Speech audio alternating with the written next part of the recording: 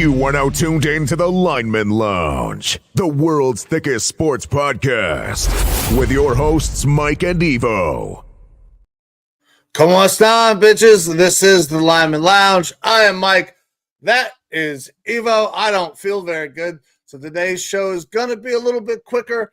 Producer Amber just came in, hooked me up with a cup of coffee because I don't drink fucking tea to help with my throat. It's delicious. This cup is fucking ridiculous. That dude's ass cheeks are all just hanging out. Thanks, Producer Amber, for that. Evo, my man, how you doing? I'm good, brother. Had 4 energy drinks today. Fucking killing it. Feel like I'm ready for a nap. Caffeine puts me down. It calms me.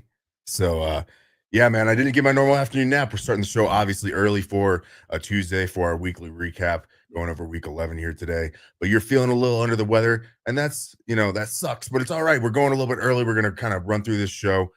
Look, we are in week 12 now, going into week 12 of the NFL season. We kind of have an idea of what's going on with these teams. We could sit here like normal and just completely bash on the Cowboys, which I'm sure that we will. We could completely bash on a lot of these teams and just keep going into it. But y'all know what's going on. So we're going to run through all these games, talk about some of our main thoughts, and move on with our days after giving you our pick for the Thursday night football game coming up here in a couple days. But I'm happy to be here, happy to be rocking this out on a Tuesday. So I said we jump on into it. Yeah, without further ado, brother, drive this train, take us to the promised land. I'm ready to go. All right, choo-choo it is.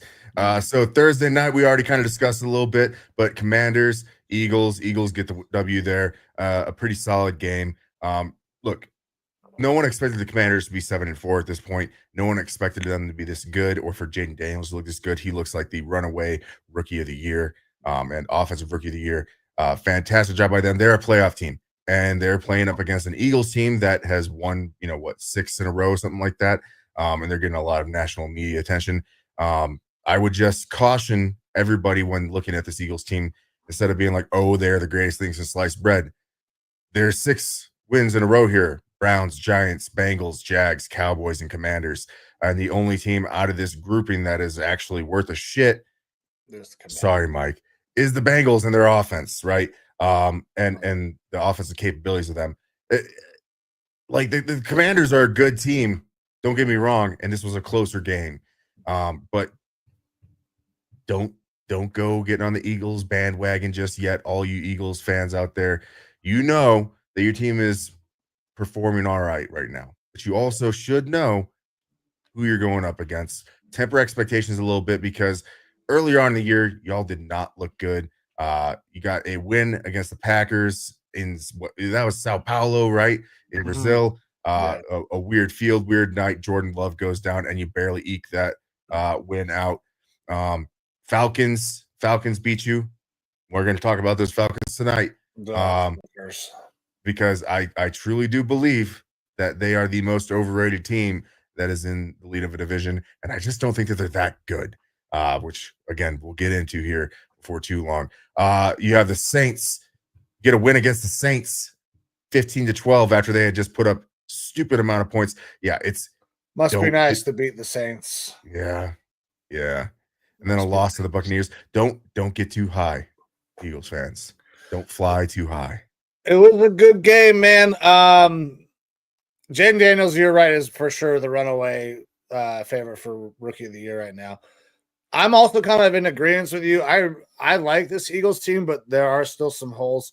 Saquon Barkley has been insanely good. He's been so special that Jalen Hurts hasn't had to do anything, and that's fine, but we haven't really seen Jalen Hurts do anything for quite some time, it feels like. I know running games and defenses play later on in the year, but I'm still not 100% sold that this Eagles defense is miles better because, as you named, they haven't played a ton of great offenses. And the good offenses they did play, I think they played early on in the year when they weren't clicking at all cylinders like the Bengals. Yeah, for sure.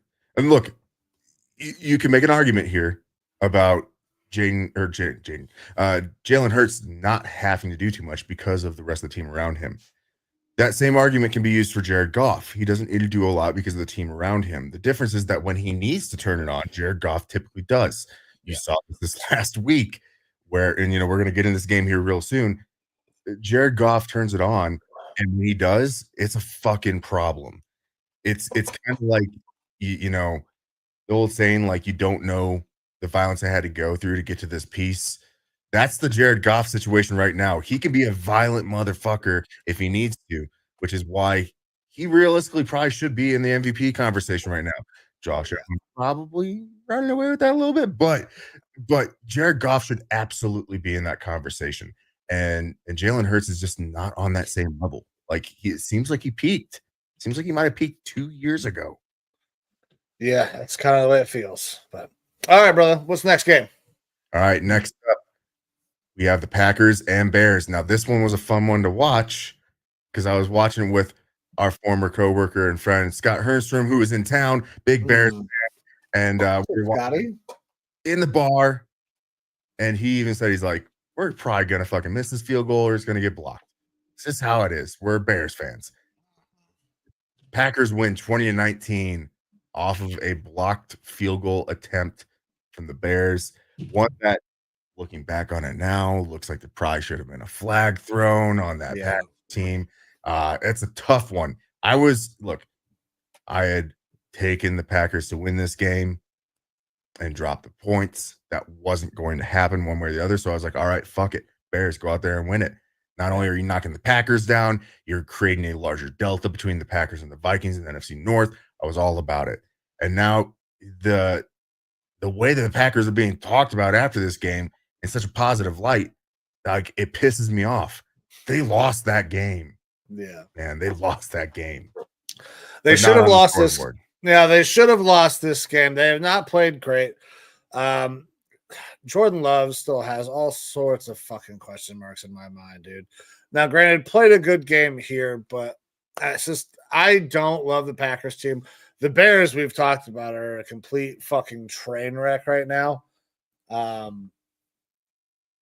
it was definitely an illegal procedure. The push gets him to go through. I know it kills you, man. You've been picking like the Packers to cover, and then they're not covering and they're still winning. That's got to be the worst experience for you as the Vikings fan picking the Packers. It's not easy. I mean, I never like to give any sort of positives to the Packers if I don't have to, but also I'm going to keep it 100. And the Packers have looked decent at times this year. They have their warts. I think that they are being overrated again. And you're getting some of these wins, which, at the end of the day, a win is a win. That's what matters, right? The win that goes in the record book. But we saw from the Vikings team a couple years ago, we got 13 wins in that season 2 years ago for KOC's first with the team. But we knew that they weren't like a true 13-win team because they were just barely sneaking by, having some insane, memorable comebacks. I mean, that still felt special and fun. It doesn't feel that way with this Packers team. It feels like they are somehow eking by in some of these games, and they're doing it with a quarterback who's being overrated because bad accuracy issues. I mean, you're seeing he's throwing an interception, every fucking game, 10 games straight, something like that. Like, there are issues with Jordan Love. This team is getting by because of this run game, and they're getting some luck that is propelling them to the record that they're at. They're good. They're probably, I'd say close to top 8 in the NFC, but I think that they're getting overrated a little bit still.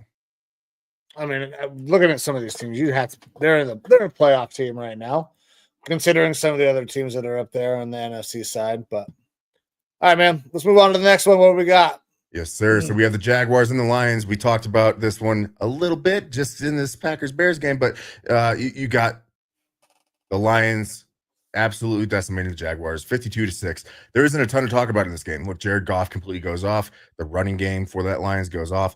Everything generally works out except for Alex Anzalone's arm, which is broke. That sucks because he's obviously a big part of that defense, morale leader. But at the end of the day, it doesn't matter. Lions go to 9-1, still looking like the best team in football. They handle business when it needs to be handled. They had a 5-interception week the week before. What do? They have Jared Goff go out there, throw for 412 yards and 4 touchdowns to be like, oh, don't forget, he is still Jared Goff. He is this fucking good. There's not much else to go over in this game. Jaguars go down. It is got to be a short fucking leash now for Peterson, but I think even more so for Trent Baalke. They're going to be like, as of today, they had the number 1 overall pick in the draft. This would be the 3rd time having the number 1 overall pick since Trent Baalke's taken over. Yeah, it's not good. You're not supposed to do that multiple times. No. Like, that's if you have that many number 1 overall picks, if you are not getting impact players with that pick that is propelling your team to at least an even record consistently, and then building elsewhere, like, you're doing something dramatically wrong. Yeah. And look, I honestly am not a Doug Peterson fan. Like, I didn't like him in the Eagles, but I respected what he did more than I dislike everything about the Packers. And I don't respect a lot of what they do. I respected what he was doing there with the Eagles, and I thought that they cut bait on him early, but he absolutely deserves some of the pie chart of blame when it comes to this team. But for me, it's Baalke, man. Baalke ruined San Fran for a little bit and pushed Harbaugh out of town. He is doing the same thing here with this Jaguars team. You have Trevor Lawrence. I think Trevor Lawrence has the capability to be a really fucking good quarterback. But the personnel decisions have just been god awful there. And that's why you're getting a team that is getting beat 52-6, an embarrassing college football style score. And it's why you're 2-9. Yeah, they've been blown out in the majority of their losses this year. The Jags are really bad, but man, this is all about the Lions. The Lions are easily the best team in football. Now they share the best record in the NFL as well, thanks to the Chiefs going down. They're special. And I love that you brought it up, man. Jared Goff throws 5 picks last week. What do? They let him sling it all over the fucking yard. 4 bills, 4 tuds, and their running backs can run anywhere they want, however they want, because, well, it also doesn't help the Jags are they gotta be they're them and the Browns. They're the 2 worst teams in football. I think there's a lot of teams vying for that right now, man. I know, man. Well, You've got obviously I feel that way because I'm a Browns fan. It was brutal watching yeah. them play this week, but Browns are in a tough spot. Jags are in a tough spot. Cowboys are in a real tough spot. Raiders, Titans, Carolina Panthers, like it is a rough fucking year. Like usually you have kind of more of a wash, a lot more teams around 500 at the end of the season than you do ones that are just bottom of the barrel. We are seeing the difference here. Teams that are top end and bottom end, and the in between, that middle class that we're looking for is just eroding away in the NFL this year. It's wild. yeah. That sounds familiar. Yeah. We'll save that sort of talk for the talk. Producer Amber bringing up 38 first downs. Lions are amazing. They truly are. It is tough to see this in my NFC North because we have to compete against it. Thank you, producer Amber, for bringing that back up. They ran 77 plays. One play less than half of their plays went for fucking first downs. Yeah. That's absurd. That speaks to how good they are, but also to how fucking bad the Jags are. Half of their plays went for a first down. They didn't even have to worry about down and distance. They were playing Madden. Yeah. And look, I'm trying to look at, I like to take a Madden mindset to a lot of these teams. If I was dropped this team in Madden, how do I flip it? How do I fix it? What are the core pieces that I have to rebuild? Brian Thomas Jr. And hopefully you can salvage Trevor Lawrence. Look, as good as Tank Bigsby's done with certain things this year, it's nothing special. Yeah. He's an average NFL running back at the end of the day. Etienne can't stay on the field, turning out to be more of an average NFL running back. You've got holes along the offensive line. No other really great receiving options. Christian Kirk is an okay receiver, but he's down. Ingram is a mid-tier tight end. He's not moving the needle for me. And on defense, I think we are sorely overlooking how many holes there are in this defense. Like Foye Lukashin, I don't know how to fucking say his name. He's a pretty solid linebacker, but with all the trash around him, you can't really tell if he's that special. Like, there's not a lot to start with on this team. I made the argument in our show on Sunday. There are some decent things with like the Cowboys that you have in place. You might not like them, but they are set and they are average to above average in certain positions. I'm talking quarterback specifically there. You've got CeeDee Lamb for the Cowboys. You've got Micah Parsons, at least for now. You've got some pieces there that you're like, okay, I can work with some of this. You don't really have much with the Jags. It's a tough spot to be in. That might be the worst job to try to go and have to take. It might be. All right, next up, NFC North again. My Vikings taking on the Titans. We go down to Nashville. We get the win there, 23-13. A kind of uninspiring game. The game script for this, though, if you didn't watch the game, was a lot closer to a 30-7 type of game. We did drop a touchdown that we should have had. We had, again, just kind of pitiful turnovers, a pitch to Aaron Jones that just kind of goes off his hands and he doesn't get back. Like, silly mistakes. That's the biggest thing that is going to tank this Vikings teams going forward, is the amount of turnovers that they are producing on offense on silly things that just shouldn't happen. I think that they are top 5 in the NFL in turnovers right now, giveaways. And it is mostly on silly things. I think Sam Darnold's improved from what he was in the past with the Jets and the Panthers as far as his turnover issues, but some of that is still there. You can only iron out so much in 1 year. We have to get those silly turnovers figured out and be able to produce better games. Look, Titans aren't a great team. They have a better defense than people are letting on. I didn't know this. They have the number 1 rush defense. Was unaware. Like, either that or top 3. Everything that I was looking at, they were like middle tier in yards allowed. They allowed fucking it was some sort of rush metric that they were like top 3 on defense. And they asked Kevin O'Connell about it in the post game. He was like, yeah, I kind of had forgotten about that until I was standing next to Justin Simmons and Tavondre Sweat. And I was like, these guys are fucking mountains. No wonder people can't run on them very well.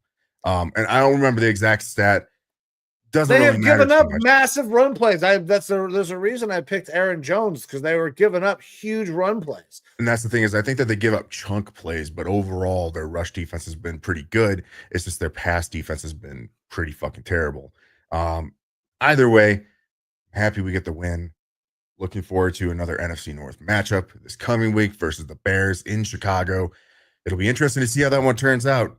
Things in Chicago maybe looked a little bit more up this last week because they should have gotten one on the Packers. They're at home. And the Vikings typically have not played great in Soldier Field. So it'll be an interesting one, but that is for Sunday that to talk about right now. Willing to move on to the next game here. Oh, hold on. Give me a second, brother. You got to let me talk at least. I guess. Fine. What? I know. What's going on? Listen, your guys' game script did kind of go the way I expected. You guys did try to run the ball a bunch. I thought you would. It was just so wildly fucking inefficient that there was not a ton of points or yards to be had. But the Titans are not great either. Will Levis threw for a lot of yards, but that team just they can't string good plays together enough to score. They'll put a couple of first downs together, but as soon as they get past the 50, they lose all understanding of how a fucking offense is supposed to work, and they can't put points on the board.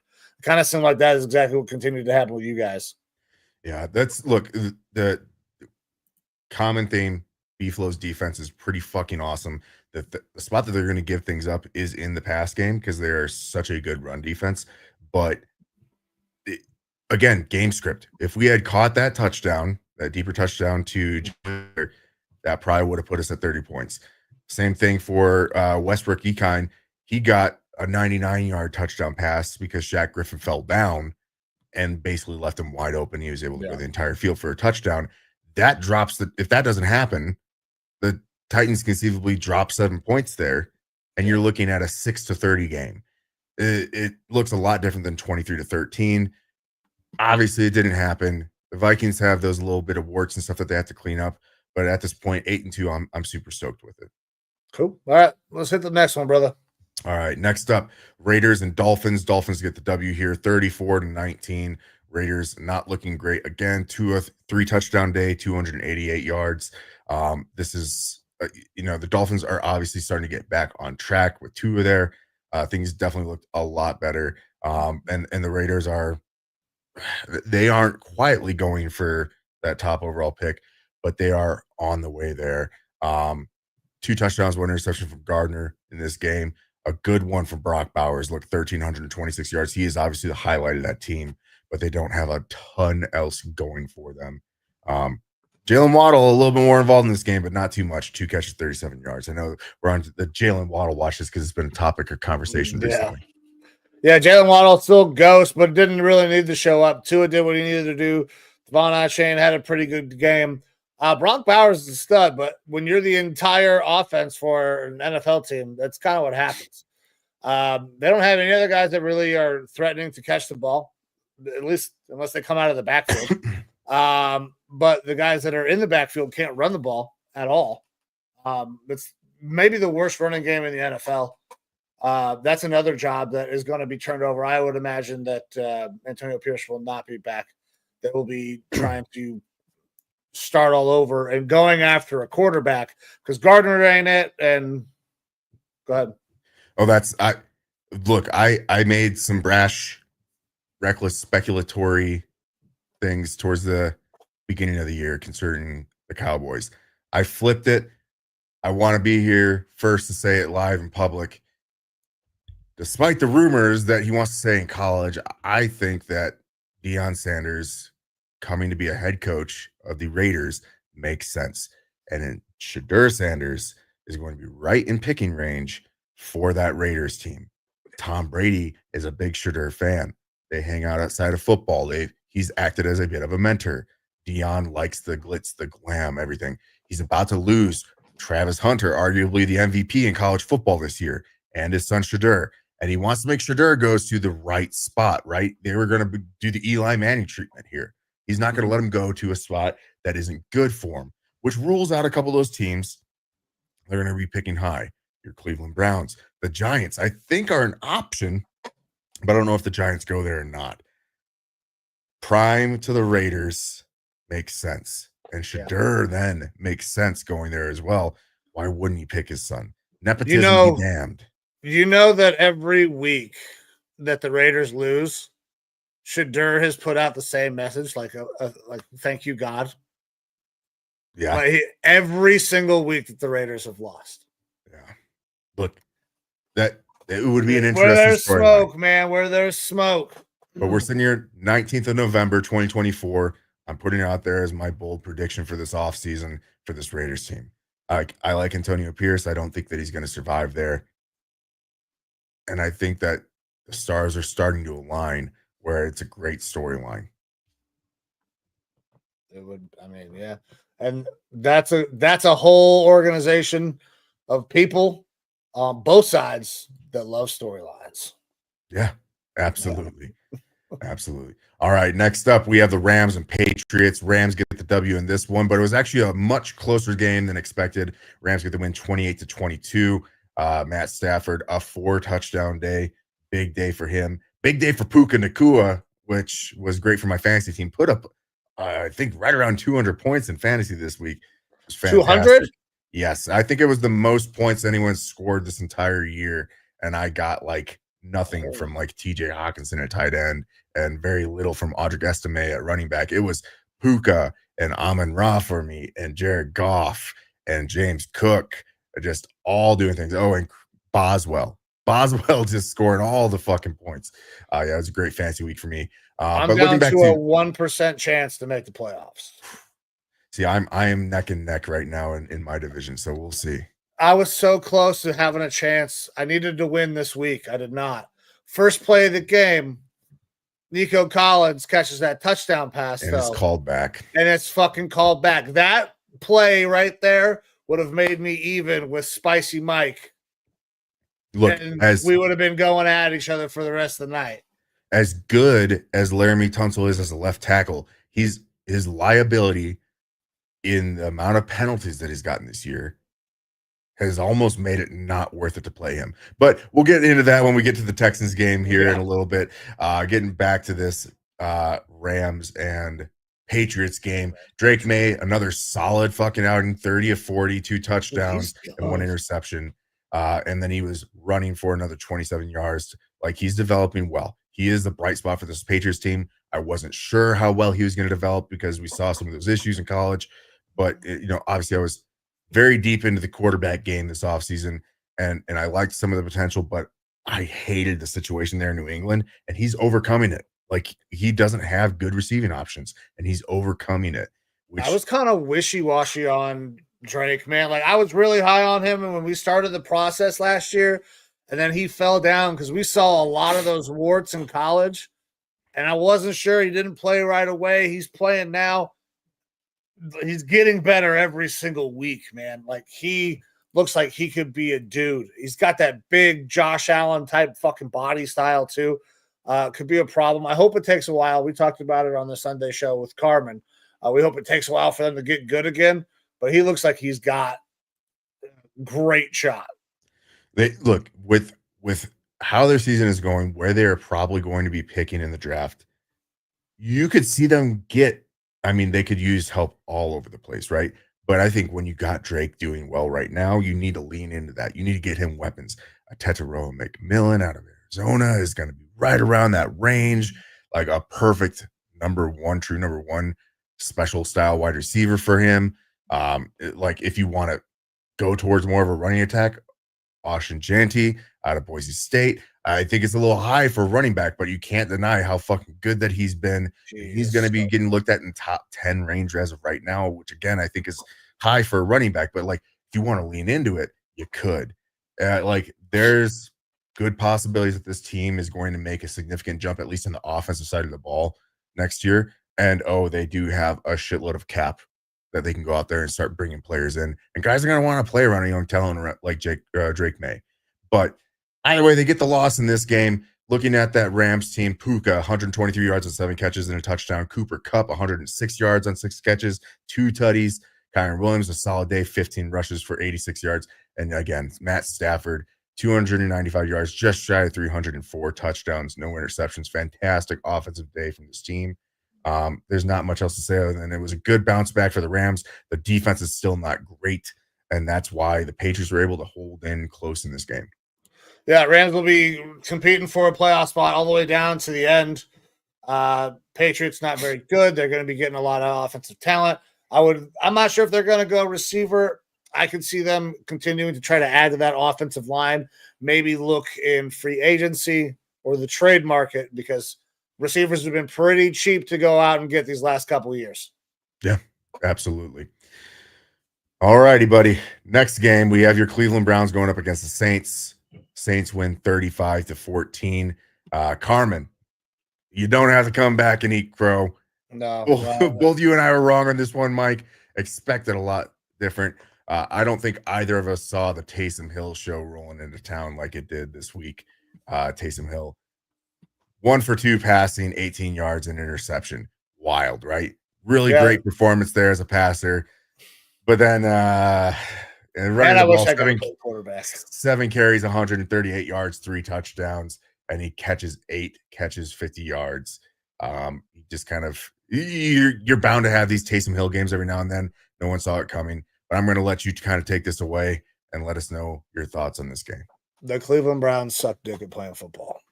I mean, there's not a lot to say.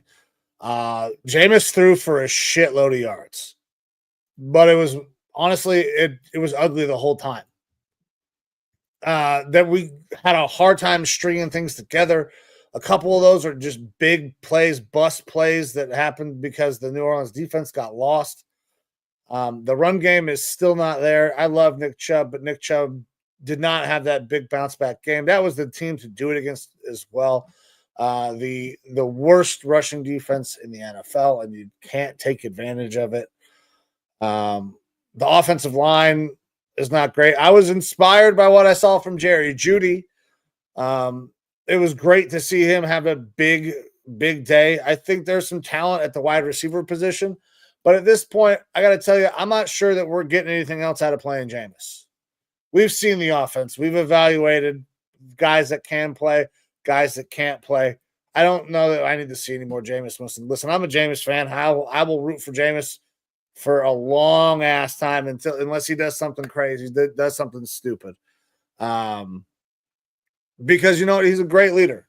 Not always the greatest football player, but fuck, he can strike lightning in a bottle every once in a while. It's time to play DTR. Time to see what some of these young guys do. I want to see more Jamari Thrash. He finally got a target, caught the motherfucker as well. So give me some more Jeudy, Tillman, Jamari Thrash. I mean, Elijah Moore is okay. I'm not sure if Elijah Moore is a guy we continue to build on, though. Give young guys reps. Let's see what DTR's got. We can't trade anybody else. We are where we are. The defense finally got an interception. That was fucking cool. Been waiting for one of those, but we lose DeJuan Jones in this game to a broken leg.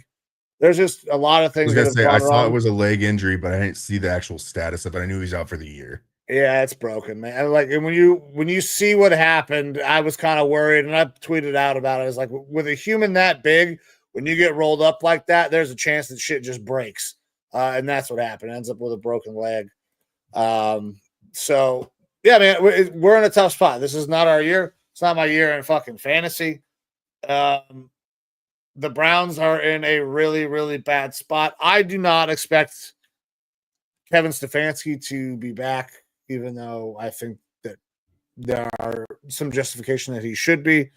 I know Carmen does not believe so. I don't know what we're going to do. I don't know where we're going to turn, because if it is true that we don't want that alpha type personality in the building, I don't ever foresee the culture changing. I'm here, but hey, you know what? Cavs are really fucking good, bro. The Cavs are so good. I don't know if you guys heard, but basketball season started, and that's probably where I'm going to spend the majority of my attention as it relates to Cleveland sports, because the Browns fucking suck. Yeah. Hey, you know, I'm still back and forth on Stefanski. I like the guy. I feel like he is a very good coach, but I still feel like a lot of times that he's not a great fit for the position of head coach. It's tough for me to fucking figure out what, like, I feel like it would be a mistake to lose him because I don't think you're going to bring anybody in that's going to be able to fix this situation. And if I'm Stefanski, to be completely honest, I'm probably going to ownership and I'm saying, if you're not where we're drafting, if you're not letting me make the roster decisions and bring in my guy at quarterback that I can develop, just fire me now. Like, if they're thinking about keeping him around, that's where I would be if I were him. I'd fire me now because it's not going to work out with the other dude. And if you're not letting me make the roster decisions like this, we're just going to be spinning tires in mud. And it's going to ultimately end up being the same thing, which is he will get relieved next year, possibly midseason. So, yeah, it's a tough spot to be in. And injuries haven't been your friend this year either. Yeah, tough year for those Cleveland Browns. It's also been a pretty tough year for this New York Jets team. Fun little pickle that they're in. They drop one here to the Indianapolis Colts, 28-27. Anthony Richardson steps back into that starting role. I didn't get to watch a ton of this game. I did see the end of it, though, where Anthony Richardson takes off, runs, gets the W for the Colts here.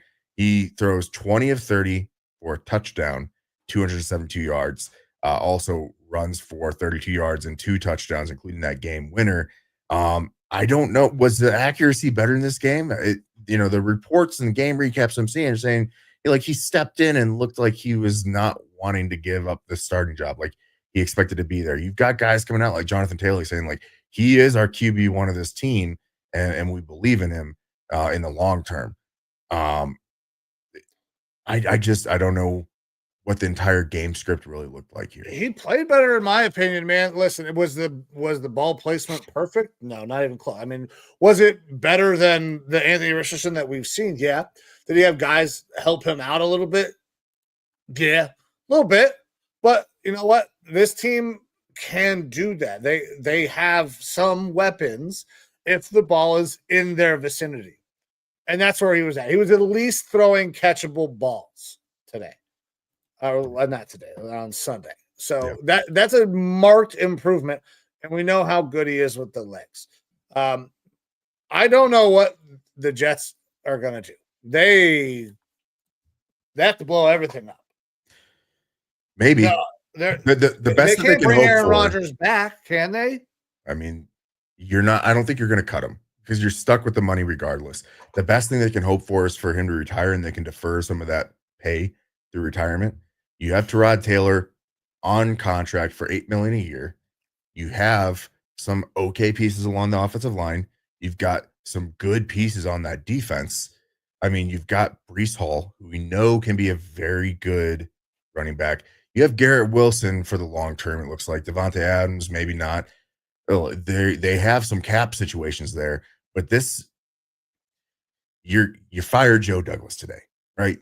You're gonna get a new regime in there. New GM, new head coach, and your owner sounds like he's getting appointed by future President Donald Trump to another position, just like in his previous term. So maybe Woody's a little bit out of the picture as well, and is going to look for more of that alpha GM role to take over. Could there be a reuniting of Bill Belichick up here in New York? Maybe. You never know. He's like 2-0 as their head coach, apparently. Like, there's a possibility, but look, either way, there's going to be some change here in New York. But other than the fact that the market is terrible, like, it is very difficult to play in that New York market and be successful. There's a lot of things that a coach could like going in here. You have a year, maybe 2, of dealing with some cap struggles, depending on how much the cap goes up. And you don't have a quarterback because Aaron Rodgers ain't it. But you can get by with Tyrod Taylor. You don't have to draft a quarterback this year in a relatively weak quarterback draft. You could be looking forward to the next draft where it looks like it's going to be a lot richer. And you could look at this as a rebuild year. You start to make some good free agent acquisitions if you can with the cap space that you have, but realistically, you draft heavy for the trenches, which is what this team needs, especially on that offensive line. And 2 years from now, you might be in a decent position to go out there, get a rookie quarterback, and have a solid team to put around him. It's not the worst of situations, but it was a complete fall on your face, utter failure with Aaron Rodgers and the whole Green Bay Packer crew. That's going to be washed from this team in 2 years for the most part.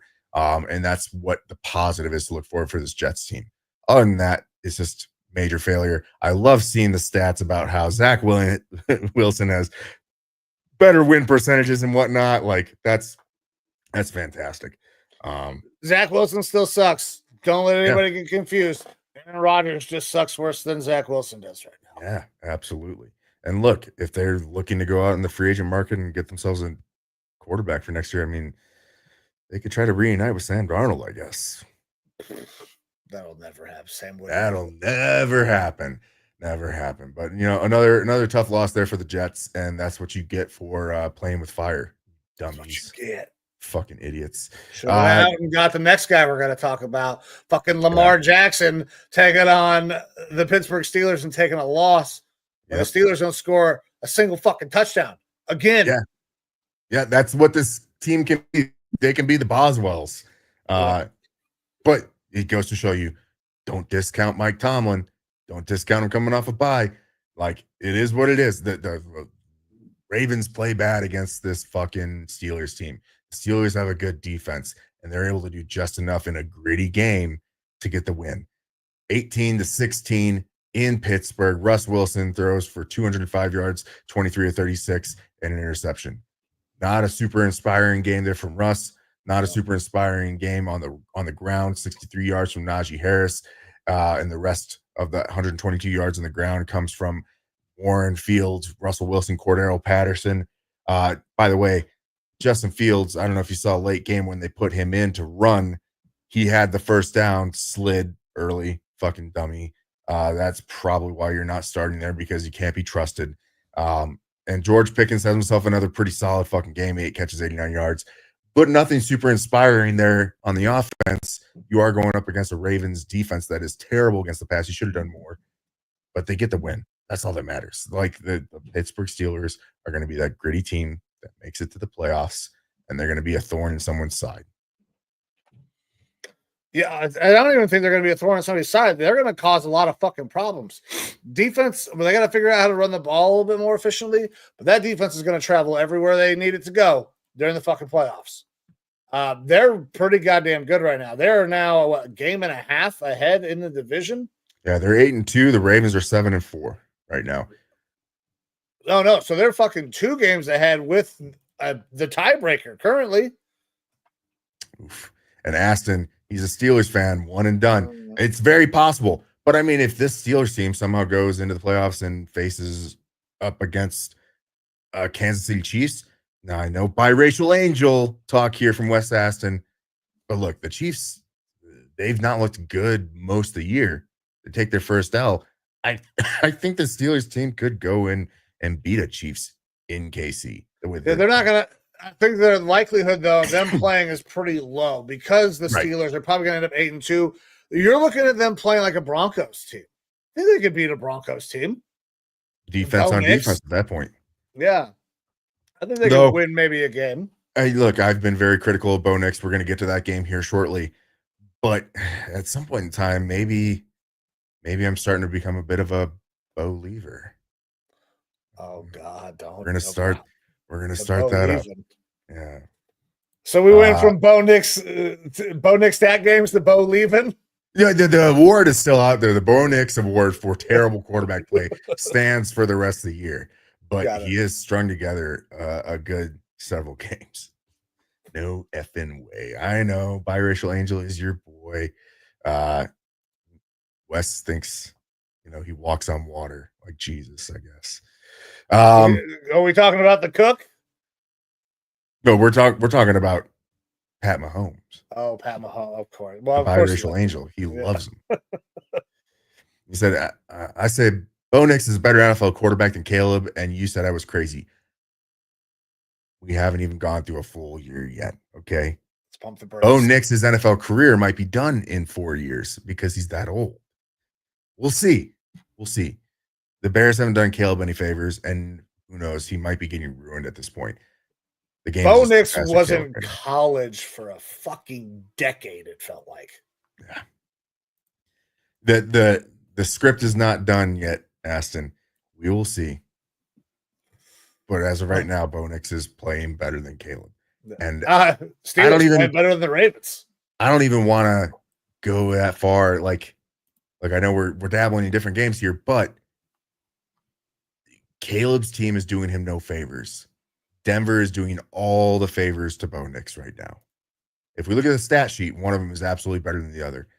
Long-term success, I still would probably put my money on Caleb being better, but it's the jury is absolutely still out right now. Well, speaking of Bo Nix, the next game we're going to cover is that Atlanta Falcons going to Denver and getting absolutely fucking smacked, going down 6-38. Bo Nix, 4 touchdowns, 3 bills, has a wildly efficient day, 28 of 33. Bo Nix balled the fuck out. The only thing that could have helped Atlanta in this game is if Michael Penix had started, because Michael Penix was the kryptonite to Bo Nix in college. Like, having to see him on the other side, that would have been what would have shut Bo Nix down, I think. But look, we talked about this Atlanta defense is terrible. I think they have 3 sacks on the year. They might have gotten their 4th one in this game. Maybe they did get one. Yeah, Matthew Judon got one in this game. Terrible pass rush, terrible secondary, and the Falcons are extremely, extremely overrated. And I'm going to break a little bit of that down to you. Look, Kirk Cousins in this game, 18 to 27, 173 yards and an interception, did not look good at all. But I'm going to go a little bit deeper into the whole season stats here. Right now, Kirk Cousins has thrown for 2,807 yards, 17 touchdowns, 9 interceptions. If you remove the 2 games against the Buccaneers, and I know we're being picky choosy here, but the Buccaneers, they caught him at the right time. If you remove those games against the Buccaneers, he's thrown for 2,022 yards, 9 touchdowns, 8 interceptions. The stats are not looking too great there. He threw for 785 yards in those 2 games, 8 touchdowns, and 1 interception. A huge hunk of his performance this year has been in 2 games. All right. Almost a third. We're closer to 27% of his production has come out of 2 games. And they are 11 games into the season. He's not having that great of a year. It seems better when you get those 6 wins, but then you take 2 of those wins out. The Falcons, I think, are wildly and dramatically overrated. And the sad thing is they've got the offensive weapons to be really good. Kirk Cousins, they should be really good. With Drake London and Kyle Pitts and Algier and Bijan and Mooney, they've got all sorts of offensive weapons. They should be putting up games like they do against the Buccaneers all season long, and they're not. And their defense is not staying on the field at all. They're fucking terrible. The Bucs should be right on their fucking heels. And I think that by the end of the season, but by the end of look, Mike Evans is about to come back. That's going to be a big dramatic help. I think that by the end of the year, we are going to be looking at 2 teams that are going to be about neck and neck, if not having the Bucs ahead of this Falcons team in the South. Well, listen, I said I liked the Bucs early in the year, and I thought they could win the division with Baker. But man, you busting out the crazy in-depth stats. That's what we do on the Lineman Lounge. Doing the research so you don't have to. And look, maybe I have not a blind spot, a focal spot on Kirk Cousins, because I'm paying attention to what the fuck he does after he leaves. If we're going tit for tat and comparing him to Sam Darnold, you might get more consistency out of Kirk Cousins, but you ain't getting $30 million better per year, Kirk Cousins. It is dramatic. And look, the quicker they can move on to Penix, I think the better it will be for the Falcons. Unfortunately, you tied yourself to Kirk Cousins for a little bit. So if they can find a way to make the deal work with the money, I'll send you Kirk Cousins. You can send me Kirk Cousins. I'll give you whatever pick. I'll take Kirk Cousins right off your hands, bro.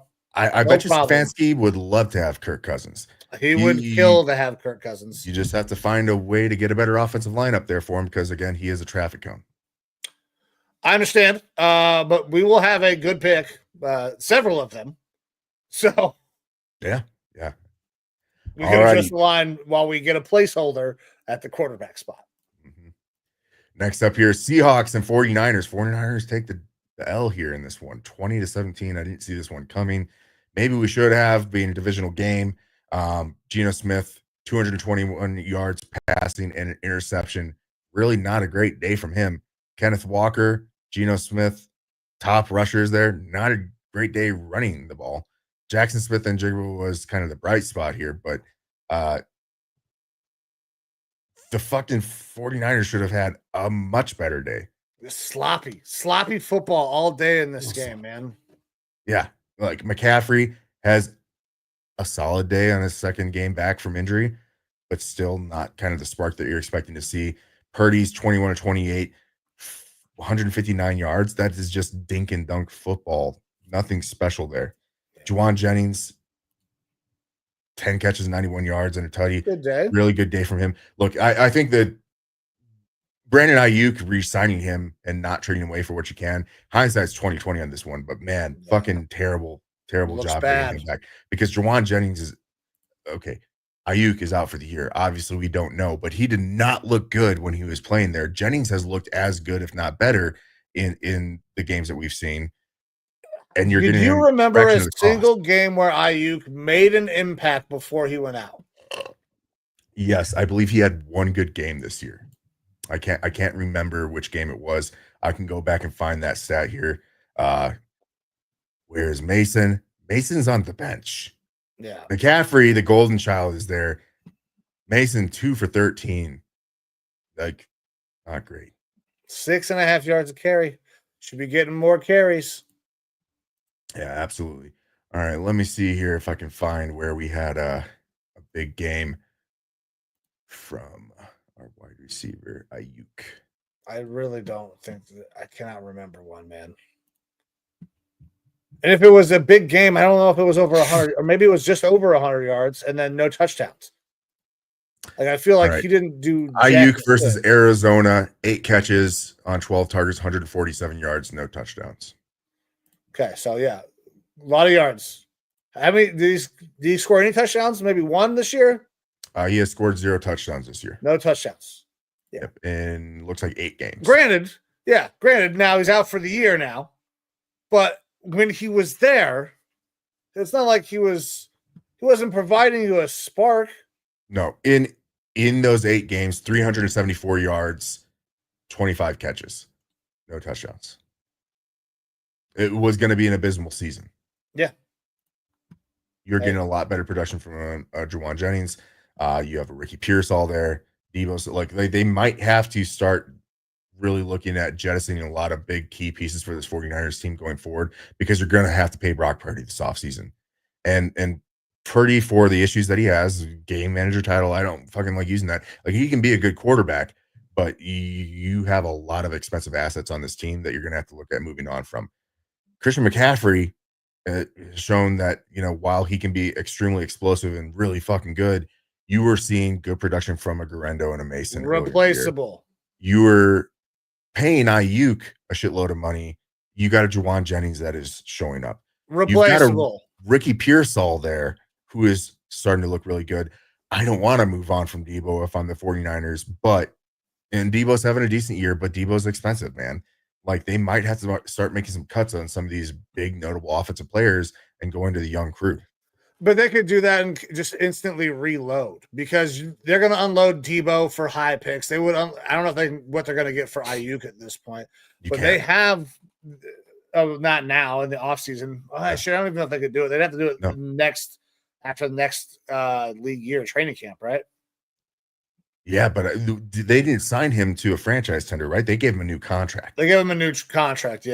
So I don't think you can do it. Like, they just kind of put themselves in a corner in this one. But they're going to have to offload. That's what I'm saying. Yeah. CMC and Debo are 2 of the big names that are going to have to be looked at as being possible trade or cut. Like, it's not fun. Trade them. I mean, you want to trade those assets. Yeah. Obviously, because you want something back. Because that's how you're going to rebuild. That's how you're going to reload the squad. Because they got guys that can perform. Obviously, we've seen it, but. Either way, not looking great for the 49ers. They are 5-5 right now. Not what we expected from them this year. We expected them to be one of the best teams in the NFC, and they have the roster to be one of the best teams in the NFC. Things are just kind of falling apart there. Also, keep in mind, Kittle not available in this game. He is a big part of that offense, and I think he will continue to be a big part of that offense going forward, regardless of the moves that happen. Everyone but you, Kittle. Yeah. Fucking dumbass commercial. Yeah. But Little Caesars is fucking awesome. I don't give a shit what anyone says. Next up, Chiefs and Bills. Probably our game. The Papa. Give me the Papa. Overrated. I like it, but still overrated. Most of the one here in Sierra Vista, they fucking have done me wrong too many times. But Kansas City Chiefs go into Buffalo, and the Bills are able to get that win. They finally are able to break the whole Mahomes curse thing. Mahomes being an underdog did not work out for me in this bet, even though it had been 10-1 previously as an underdog. Chiefs lose 21-30 to this Bills team. Josh Allen totally puts that Superman cape back on at the end of the game, runs for a touchdown. Fantastic play there from him. And overall, just a really good game. Again, it should have been probably that game of the week. It was really fun to watch. Josh Allen, 27-40, 262 yards, a touchdown, and an interception. But James Cook, only 20 yards rushing, but 2 touchdowns. So not a very efficient day for him running the ball. Josh Allen's your lead rusher there with 56 yards. It was a black and blue beat up type of game, and they were able to come out on top because the quarterback that is better right now won. Like I'm not scared to say it. Mahomes has not looked great this year, and Josh Allen has. Yeah, Josh Allen has definitely looked like the better quarterback this year. This was a fun game to watch, like you said, man. This is a good game. Listen, the Bills defense came up. They made a couple of extra plays. I mean, those 2 picks were huge. This is a great. Both of these teams are really fucking good. They're going to run into each other again at some point. I think these are the 2 teams to beat out of the AFC. We talked about the Steelers. They have a good record, but I don't know if they're going to be in that type of contention. But I can tell you right now, Bills, Lions, Super Bowl, pump that straight into my veins, dude. That's going to be a wild Super Bowl. And that's the way it looks right now. It's the way it should be. The Chiefs are really good. They kept this game close. They play everybody close, but they are susceptible. They are for sure susceptible. Like, they have been close against everybody. Should have lost last week. Finally go down. Yeah. Next up, Chargers and Bengals, Sunday Night Football. This was actually an all right game to watch too. You kind of see the Chargers get out ahead, the Bengals make their way back, and then kind of just look terrible at the end, missing field goals. Evan McPherson getting the yips, maybe pushing him left. And the Chargers are looking like a really fucking solid team. Look, this is the most points that anyone's put up on the Chargers all year. We know that Bengals offense can be really potent, but their defense is just god awful. Like, really fucking bad. J.K. Dobbins kind of being that dagger at the end of the game to take them ahead. And Justin Herbert having himself a really fucking nice night. 17-36, not great completion percentage, but 297 yards, 2 touchdowns. Maya McConkey, huge game, 6 catches, 123 yards, and they're getting it done. It's the right now overall better team is this Chargers team. They're better on offense, better on defense. Bengals are just good on offense and not a ton else. You know what? They were able to battle back in this thing, though, down by quite a bit, find their way back, get this thing tied up. But ultimately, their piss poor rush defense is what cost them the game. Like, that's going to be the story for this entire season. Their run defense is terrible. They can't stop a fucking soul, and they're going to have to address that. This offense is too good. This offense can score on anybody, even the number 1 scoring defense in the NFL. But if you can't keep motherfuckers off the board or get the ball back for your incredibly potent offense, you got no shot. You're not playing complimentary football at all right now if you're a Cincinnati Bengals fan. Like, the offense has to carry everything. But if they scored too quickly, too much, that leaves that defense susceptible at the end of those games to give up massive chunks. That's exactly what happened in this. And look, we've got 6 games left here for the Bengals. They are currently 4-7. I think that they have to win out to have any chance of making it into the playoffs. It's all but lost for them. And looking at these next 6 games, I can see them at best maybe going 500. They have the Steelers after their bye week here. That's a close one, probably a loss at this point, playing in Pittsburgh. You've got the Cowboys, the Titans, and the Browns. Those are all winnable games. And then you have the Broncos, very strong defense and an offense that is working and being efficient. And then again, to finalize the year playing, this Steelers game that's next up is in Cincinnati, your last game of the year in Pittsburgh versus the Steelers. Another really tough one. Like, even if, let's say that they win one of those 2 games against the Steelers, I don't know if they're winning against the Browns, they might be able to go 4-2 in this 6-game stretch. And that puts you at fucking 8-9. Yeah, you're not getting Not good enough in the AFC. There's a lot of calls for Zach Taylor's head. I understand it. The thing is, Zach Taylor's an offensive coach. Their offense is still working. They need some help along that offensive line. But Lou Anarumo, it has to go. They need to pile fucking resources into this defense. And I don't know if you're going to be able to make that quick of a turnaround in 1 year. Yeah, you got to draft defense. You got to draft defense. You got to hire a new coach, and you got to rework what you're running. Everything that they're doing on the defensive side of the ball is bad, and it's going to cost you an arm and a leg. I don't know if they're going to have that ownership group is notorious for not fucking paying either. So, well, T. Higgins is there on the franchise tag, right? So that's another big, like, T. Higgins was big to them in this game. He showed up in this one to help them with the comeback.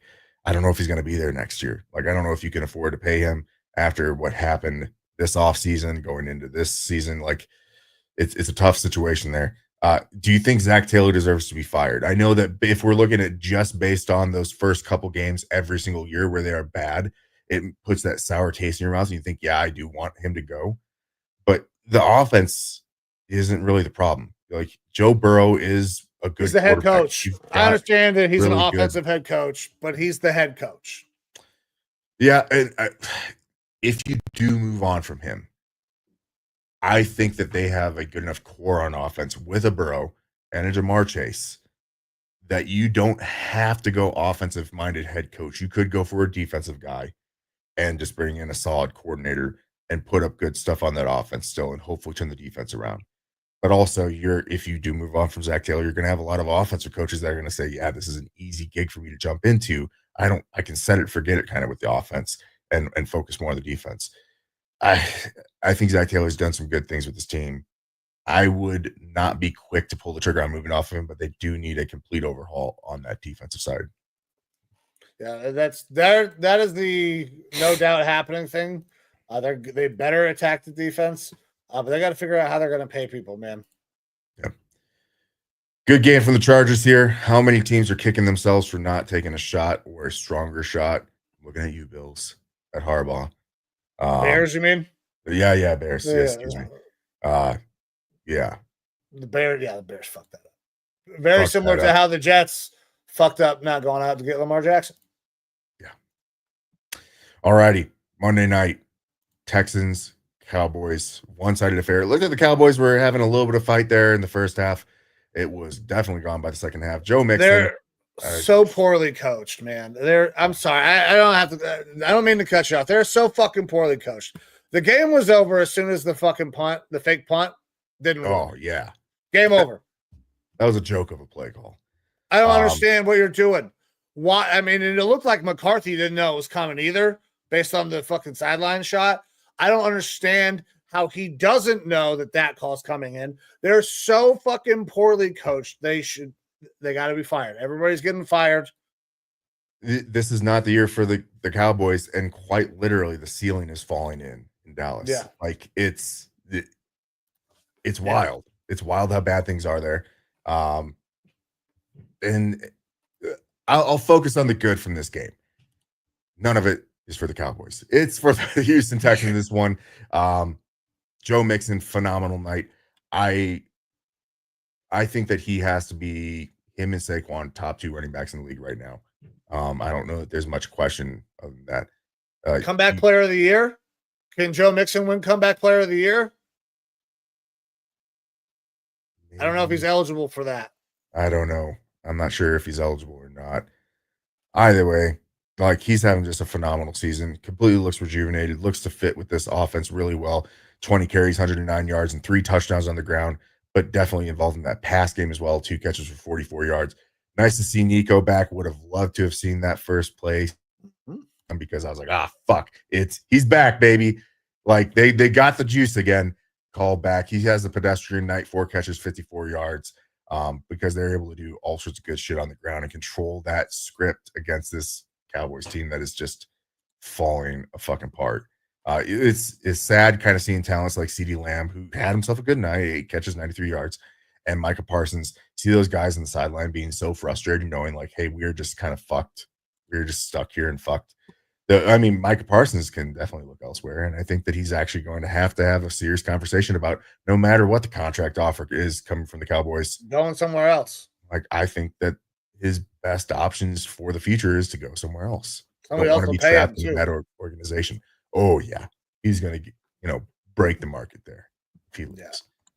And you know what? I'm happy for him. He shouldn't resign. The Cowboys are a travesty. I don't. Their weapons are ridiculous. So CeeDee Lamb, we know. Kevontae Turpin had himself one big catch. Cool. Shoemaker, you know what? He's been around for a little while, but very pedestrian tight end. And Ferguson goes down in this game. Ferguson goes down in this thing. I about died laughing when the kid Brevin Spanford caught the pass, and they're like they had to have been rifling through notes like, who the fuck is Brevin Spanford? Because University of Minnesota, undrafted or 7th round pick. I can't remember this year. They couldn't figure they're like, and that's number, and you hear like the elongated pause, Brevin Spanford. The Cowboys don't have any weapons. The guys that are catching passes and that are doing things are not even known by the announce team. Your lead running back, 10 carries, 28 yards. There is no positive for the Cowboys. So I'm not going to continue to bury him. I won't do it. We can sit here and make content all day about how bad the Cowboys are. Yeah, he was Brevin Spanford. I paid attention to him. University of Minnesota, Golden Gopher from St. Cloud, Minnesota. Undrafted. He's a height, weight, speed guy who never was able to put it together on the field offensively, and that's why he didn't get drafted. You're talking about a guy who's 6'7", 270, and athletic for that size, but he's never put it together and been able to like catch the ball consistently. And caught the rock a couple times the other night. He did, and look, it was his best game. 4 catches, 42 yards on the season. I believe he has 6 catches for 62 yards. So when you have injuries, you're able to get in there and get something, I guess. I'm sure Cooper Rush has thrown to him plenty in practice on that B squad. So they know each other. A little bit of a rapport. Yeah, look, Cowboys, it's time to reset and look forward to the future, but the future is not too bright. Need to fix Jerry World there. Can't be having metal panels falling from the fucking ceiling, especially after a week earlier your stadium fucking almost killed the guy. The fucking lighting. Yeah. I bet that guy kind of wishes that he got hit a little bit because that would be a hell of a lawsuit. Should have been standing there. Yeah. All right, but that's week 11 for you. We're done with it. Yeah. We're looking on towards week 12. This show actually went longer than we expected it to, so let's fucking fire through this. All right, let's do it. You have your Cleveland Browns playing in Cleveland. Are you going to be at the game, Mike? Bet you could get tickets pretty cheap. Probably about $8 would be my guess. Yeah. Well, you're going up against the Pittsburgh Steelers, the 8-2 Pittsburgh Steelers, who are on a roll right now. And right now, looking at the lines on FanDuel, Steelers are favored -3.5 points at -112 odds. You can give those points to your Brownies for -108 odds. I'm not going to beat around the bush here. I'm dropping the points for the Steelers. I get why this line is where it's at. Initially, you would think that it'd be a bigger spread because the Steelers are that much better than the Browns. But Steelers do have the propensity to not put up very many points. Neither do the Browns. And that's why the Steelers are probably going to win, but it could be a closer game unless Russ Wilson shows up and has himself a good day versus your defense. Wes Aston here, Steelers fan. We will lose. So maybe it's time to give your team the points, Mike. We've been bad on Thursdays. I finally got one down. And to use your line, this one feels like a slam dunk because I feel in my heart of hearts that the Steelers are going to win this game. But did I just talk myself into the game being tight because of a closer score? And maybe we should give the Browns the points in this one? Listen, nothing is easy in the NFL. I got to learn that. All right. Nothing is easy. But 3.5 is disrespectful. Let's just fucking call a spade a spade. The Steelers are at least a touchdown better than Cleveland Browns are. What is our offense going to do? We lost to the Saints by 3 touchdowns. Yeah. And it happened like fucking that. I was at the stadium this weekend for the for a little watch party with Neopat. After we went down by 2 scores with, like 6 minutes, I was like, all right, let's get out of here before, we got to deal with traffic. By the time I got to the fucking car, it was 35-14. We're terrible. I am dropping the points for the Steelers. Even if they do nothing but kick field goals, the Steelers are probably 7 points fucking better than the Browns are right now. Jameis will put up some yards, maybe. We can't fucking score. And if we it is a good defense. The Steelers do have a good defense. Yeah, and if we get into a field goal kicking contest, our kicker feels like he hasn't fucking made one in weeks. So, yeah, Steelers minus 3.5 is a slay. Not saying it. Steelers minus 3.5 feels good, but nothing comes easy in the NFL. Yeah, I gotta stick with the Steelers minus the 3.5 here, even though I know what you're thinking in your head, and it's making me want to go the other way, especially with Wes calling it here. Yeah, that's could we see an 18-16 game here? Give me the Browns plus the fucking points. I don't give a fuck. We're going for it. Okay. God, Wes, you owe me one here. If your fucking Steelers win handily, I'm going to be pissed. Browns plus the points in this one. We're doing it live. Look, okay. You guys honestly should be at this point in a hard, you've already sold off some players. You should probably be in a hard tank. Take a note from the Giants who are in they're quiet, loudly tanking. Tommy, you've got Drew Lock. You've got sitting there, and you're like, nah, Drew Lock, you're gonna remain the backup. We're putting in Tommy DeVito. All right. That's them quietly saying we want a high fucking pick. You guys should probably be doing the same. Then again, I mean, you both kind of need quarterbacks, and this isn't a good quarterback year. Let them take the quarterback. I don't want a quarterback. I want to wait. Yeah, I know you want Arch. I do want Arch. I also worry that Arch Manning will pull a Eli Manning, and yeah, I'm thinking maybe we're probably going to reset everything after this year anyway. So yeah, look, there's a definite conspiracy theory that fucking Shane and Dable aren't going to be out the door, that they are in the works of being like, hey, we are going to tank the rest of this year. We're probably not going to have a good next year.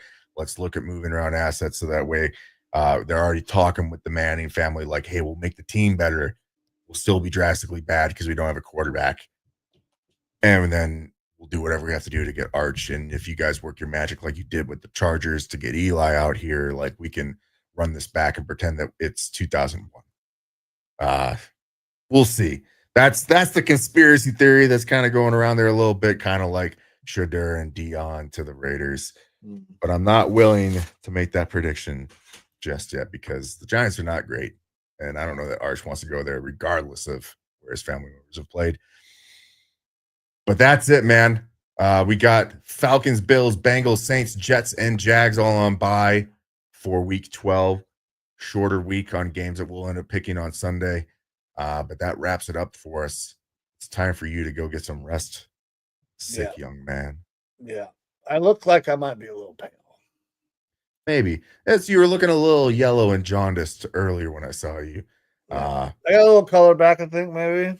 It was absolutely the coffee picking you up. And the ass cheeks on the cup. Yeah, it was the ass cheeks is what lit me up. I'll tell you what. Yeah. Well, all right, guys. We're going to get out of here.